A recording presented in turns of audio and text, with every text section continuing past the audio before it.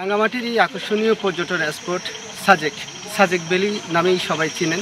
আসলে একটা জিনিস বারবার প্রচার করা হচ্ছে যে অগ্নিকাণ্ডে সাজেক ধ্বংস হয়ে গেছে।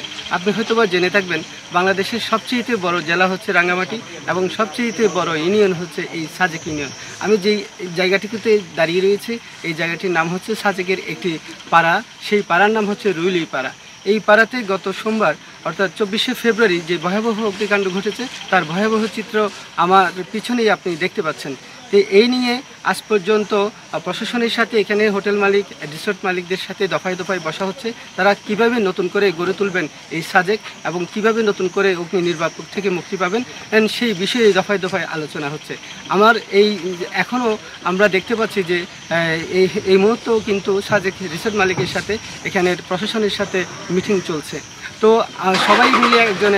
সবাই মিলে আমরা আশা করছি যে এই সাজেক দর্শনীয় একটি সাজেক হবে এবং অগ্নি নির্বাপক থেকে শুরু করে যে কোনো দুর্ঘটনা মোকাবেলা করতে সাজেকের স্থানীয় থেকে শুরু করে সবাই সক্ষম হবেন।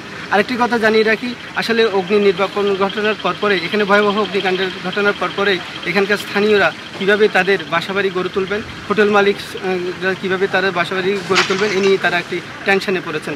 সেই সাথে বেকার হয়ে গেছে এখানে শত শত হোটেল শ্রমিক। তো সব কিছু মিলিয়ে রাষ্ট্রের সুব্যবস্থা এখানে অত্যন্ত জরুরি। সেই সুব্যবস্থার মধ্যে রয়েছে আপনার একটি ফায়ার সার্ভিস, একটি পানির ট্যাঙ্ক তৈরি করা এবং সেই সাথে একটি হাসপাতাল। আর সবচেয়ে যে বিষয়টি অত্যন্ত জরুরি, প্রশাসনের সার্বিক নিরাপত্তা বিধান করে পর্যটকদের অবাধে যাতে পরিচালনা হয় এই বিষয়টি লক্ষ্য রাখা। রাঙ্গামাটির সাজেক থেকে এই ছিল আমার সর্বশেষ খবর।